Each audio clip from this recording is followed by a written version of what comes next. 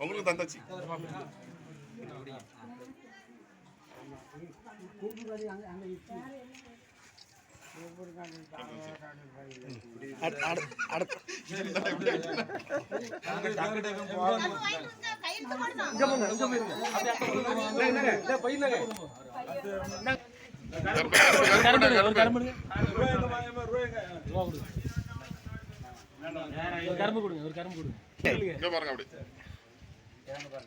கை எல்லாம் மேல போட்டு உங்களுக்கு கீழே போட்டு இல்லை மேல போட்டு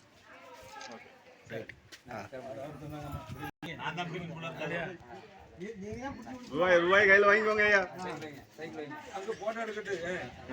இங்க பாருங்க. ரைட். பணத்தை வச்சு